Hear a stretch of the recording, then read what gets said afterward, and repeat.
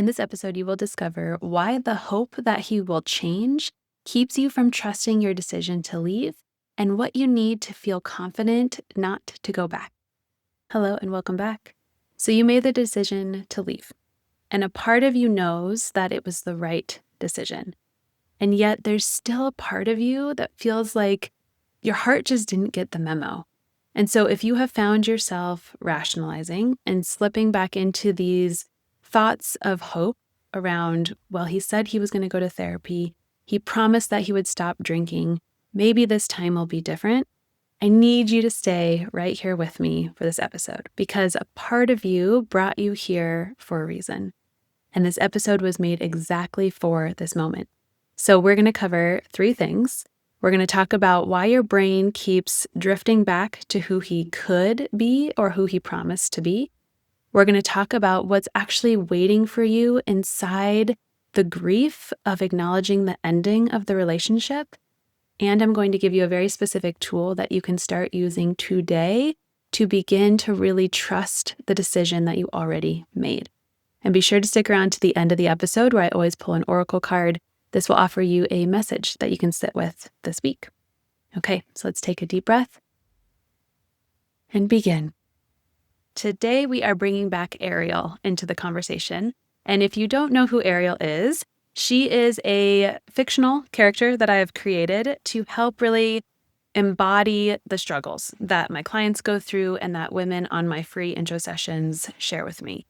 So to help really talk through why you're holding on to this hope and how this hope is affecting you in trusting your decision to leave, I'm going to take you on Ariel's journey. So she has left the relationship and he has moved out. He has moved all of his things and she is trying to settle back into her home without him. The last fight that they had escalated to the point of yelling and her feeling really threatened by things that he was saying and the way that he was posturing his body. And while that fight was happening, she was like, I gotta fucking end this. Like, this has got to be the end.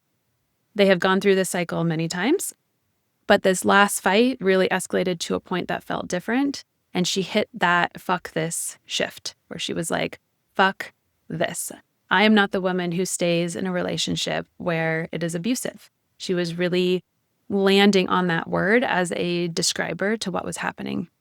So he's gone.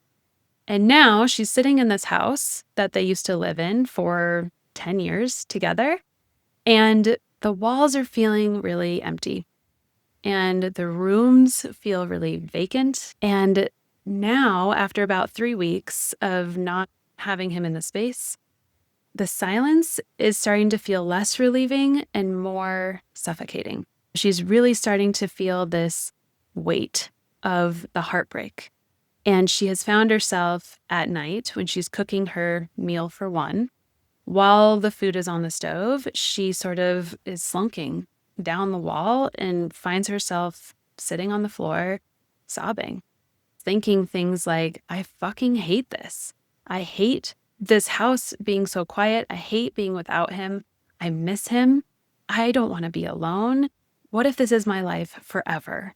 And she's falling down into these really fearful places. And while the tears are streaming down her face, she's finding herself pulling out her phone and scrolling through all of the pictures that they've taken together, really focusing on the happy memories of the vacation they took last spring or of how their trip abroad to Europe felt last summer.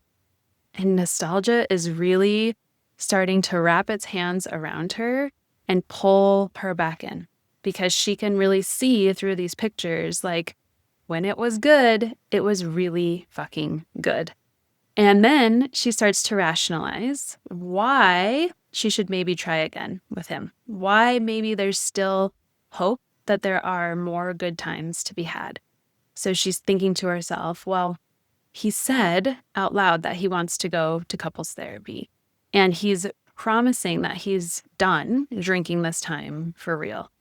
And he said that he was sorry for yelling at me and for scaring me in this last fight. Like, he really did come back and say sorry for that.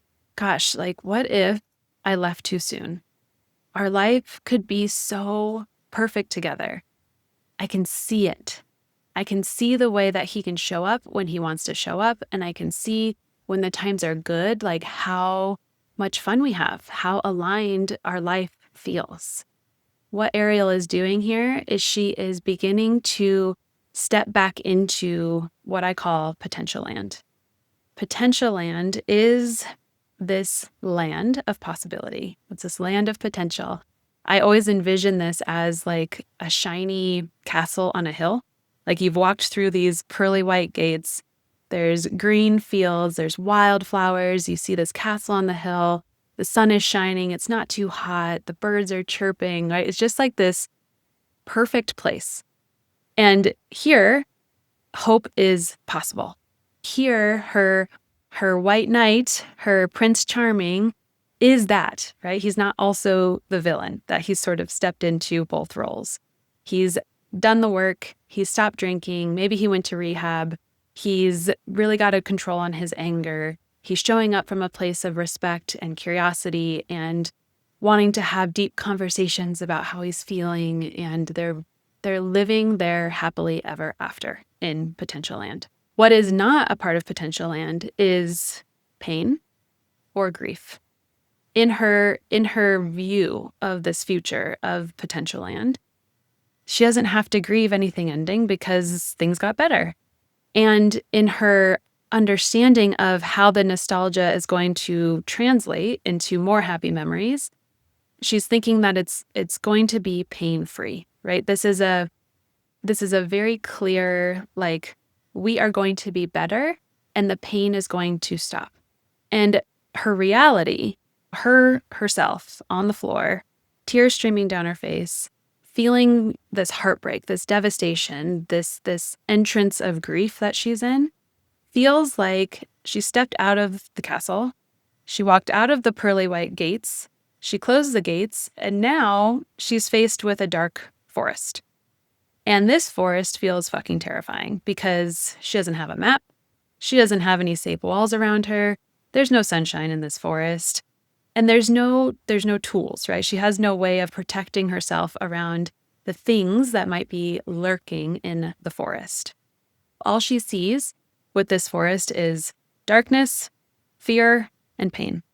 So she's sitting on her kitchen floor, staring at the edge of this dark forest of grief, and it feels fucking terrifying. And of course, it feels scary to walk into a forest without a map or a flashlight or tools to help you fight away the monsters.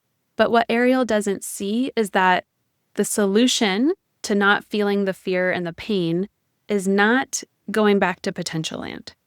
It is to find the right tools that she needs to navigate the forest and get to the other side of the forest.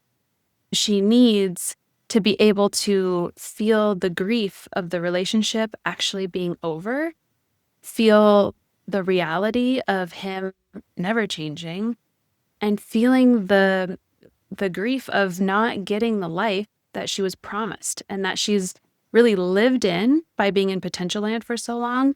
She has really held on to that as being true, that was going to happen at some point. And so to let go of that is going to hurt. Like, there's no way to get out of a relationship, any relationship, not even a narcissistic one, but there's no way to get out of a relationship without feeling grief because you're losing something that you once had. But in a narcissistic relationship, in this experience, there are so many more layers of grief, which is why healing from this feels so cumbersome and confusing and painful. And if you don't have the right support, it can be really scary because you're finding yourself thinking thoughts like, was it ever real? You're finding yourself thinking, well, did I actually matter? If he's not the person that he portrayed in the beginning, did he actually love me? And so you're grieving who he was, who he said he was, and who he never turned out to be. You're grieving who you were. You're grieving all of these questions about how lovable you are or how much that love was real in your life. And those are hard questions to reconcile. And it can be really challenging without the right tools to come to acceptance and processing and understanding around what that narcissistic relationship and cycle and trauma bond was and how that has impacted you. So it feels less painful to go back to potential land, right? To step back through those gates, to step back into the hope, like, oh, okay, this time's going to be different. But every time that she goes back to potential land, she's restarting a cycle that's been proven to fail. Every time she goes back, she hands him literally 6 months of her life, just on a platter. Here you go. Because those 6 months are going to be where she is consumed by him, where she's preoccupied with him, where she's walking on eggshells again, where she's finding herself searching for the alcohol, where she's worried that he's cheating, where she's really feeling that jealousy and that rage that she doesn't know what to do with. She's feeling the stress building in her body and she's not sleeping. She's breaking out. She's losing hair. She's losing weight. She's giving him 6 more months where she is ignoring her friends, where she doesn't see her family, where she feels guilty for talking to her family that she went back with him because of all the opinions that they have about him and their relationship. When she's thinking about potential land, she doesn't consider the consequences here. She doesn't consider what happens after those first couple of days or weeks of the feeling really good and reconnection starts to fade back into the cycle. Ariel thinks that potential land and restarting the relationship with him is a place with no pain because she's painted it as this place where all of her dreams come true. But in reality, it is the entrance back into a cycle of torture. So what Ariel needs and what you need if you're in this place of finding yourself go back with that being the solution, what you need is really the tool to take that first step into the dark forest, the tool that's really going to help her be able to trust herself more than his potential, which is why I created a guide called How to Trust Yourself More Than His Potential. This guide is completely free. The link is in the show notes.